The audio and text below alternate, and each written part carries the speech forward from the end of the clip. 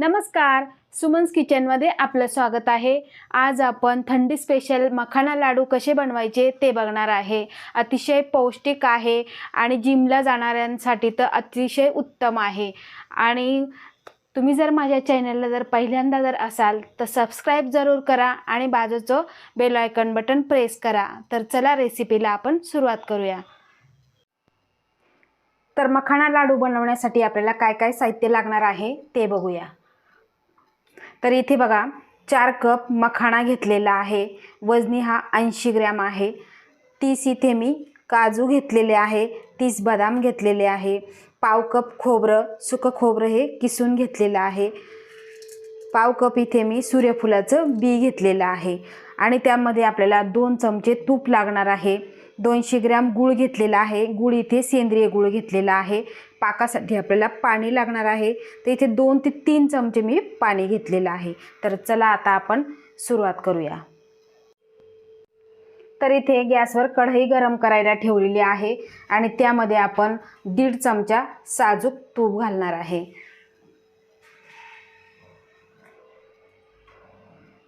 आपण तुपाचा वापर इथे कमी करणार आहोत। तर बघा तूप इथे वितळलेलं आहे। आता ह्या तुपामध्ये आपल्याला काजू आणि बदाम चांगले असे सोनेरी रंगावर परतून घ्यायचे आहे।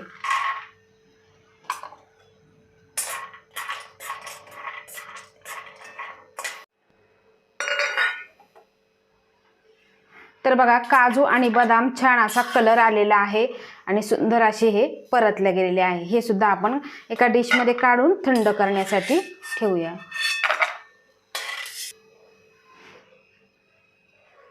आता त्याच तुपामध्ये आपल्याला सूर्यफुलाच्या बिया हलक्याच्या परतून घ्यायच्या आहे। बघा कंबरदुखी असेल, जुनाट आजार असतील, मुक्का मार लागलेला असेल किंवा बाळंतपणामध्ये आपल्याला त्रास झालेला असतो, वाताचा त्रास असतो, हे जुनाट आजारांसाठी खूप असं रामबाण म्हणून औषध आहे, गुणकारी आहे आणि ताकदही देणारा आहे। खूप छान असे हे लाडू तयार होतात। तुम्ही एकदा नक्की बनवून बघा।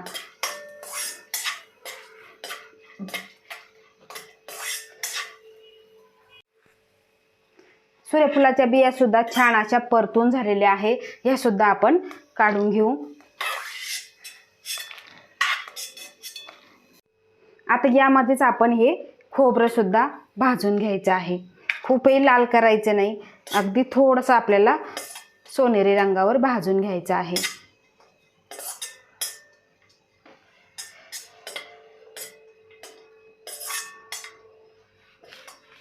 अगदी तुम्ही जिमला जात असाल तर जिमसाठी हे वेट लॉससाठी सुद्धा खूप छान असे हे मखाना लाडू आहे। वजन कमी करायचं। खोबरं सुद्धा आपलं इथे भाजून झालेलं आहे। आपण हे काढून घेऊ। आता त्याच कढईमध्ये आपण मखाना भाजून घेणार आहे। तर बघा मखाना हा ओलसर असतो किंवा सादळलेला असतो, अशा पद्धतीने असतो। तर आपल्याला कुरकुरीत होईपर्यंत हा मखाना भाजून घ्यायचा आहे। मंद गॅसवरच आपल्याला हा खमंग असा भाजून घ्यायचा आहे, क्रंची करून घ्यायचा आहे।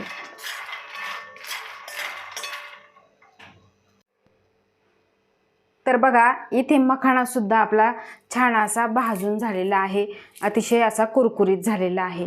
आता गॅस बंद करायचा आणि हा मखाना पूर्णपणे आपल्याला थंड करून घ्यायचा आहे। तर इथे मखाना, काजू, बदाम, सूर्यफुलाचं बी सर्व थंड झालेलं आहे आणि आता एक मिक्सरचं भांडं घ्यायचं। त्या भांड्यामध्ये आपण काजू, बदाम आणि सूर्यफुलाच्या बिया हे आपल्याला जाडसर अशा वाटून घ्यायच्या आहे।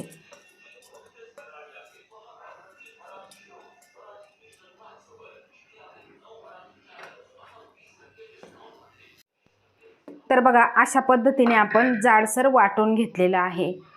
थोडंसं जाडसर वाटलेलं त्यामुळे दाताखाली आल्यावर खूप छान असे हे लाडू लागतात। तर बघा एक मोठं भांडं घेतलेलं आहे आणि त्या भांड्यामध्ये आता आपण हे सर्व ओतून घेऊ।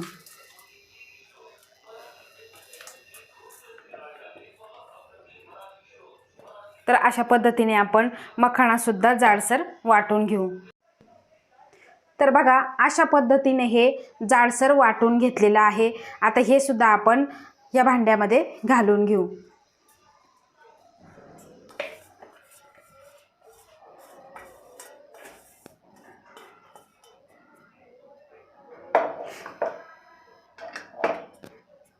आता यामध्ये आपण इथे मी अर्धा चमचा वेलची पूड, अर्धा चमचा सुंठपूड घेतलेली आहे, ही यामध्ये घालून घ्यायची आहे। आणि जे आपण भाजलेलं खोबरं आहे ते थोडंसं हातावर अशा पद्धतीने कुस्करून घ्यायचं आहे आणि त्यानंतर यामध्ये ते घालून घ्यायचं आहे।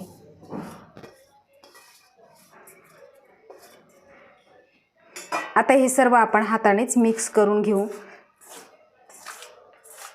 म्हणजे वेलची पूड, सुंठपूड ही छान अशी मिक्स होऊन जाईल। आता हे आपण बाजूला ठेवू आणि पाक बनवून घेऊ।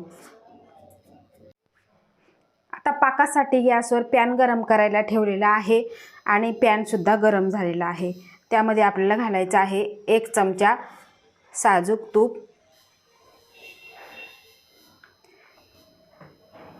आता आपण इथे गूळ हा कट करून घेतलेला आहे, तो गूळ सुद्धा यामध्ये आपल्याला घालून घ्यायचा आहे।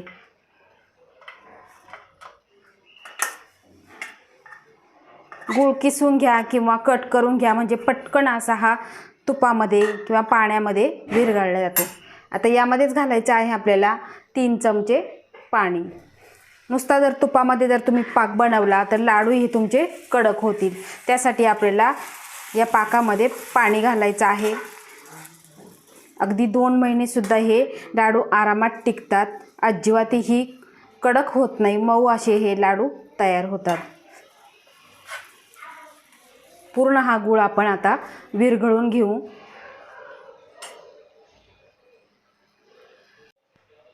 तर इथे तुम्ही बघू शकता गूळ पूर्णपणे विरघळलेला आहे आणि त्याला उकळी यायला लागलेली आहे। 2 मिनिटासाठी आपण हे शिजवून घेऊ। तर बघा खूप छान असा कलर सुद्धा आलेला आहे। गूळ तुम्ही चिक्कीचा वापरायचा नाही, बाकी तुम्ही कोणताही गूळ वापरू शकता, चिक्कीच्या गुळामुळे कडक होऊ शकतं।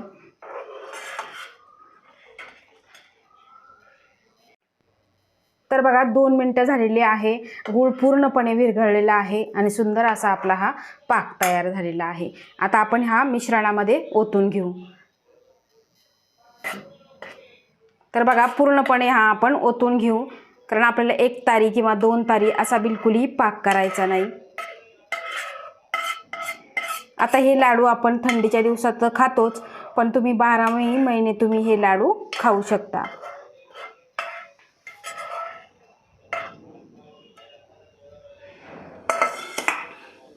आता हे सर्व मिक्स करून घेऊ।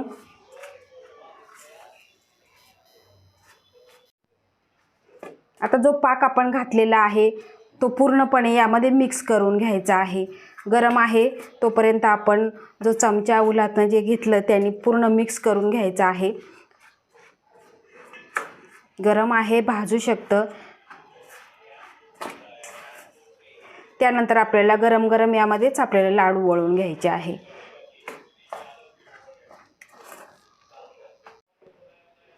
तर हे मिश्रण पूर्ण मिक्स करून झालेलं आहे आणि कोमटही आहे।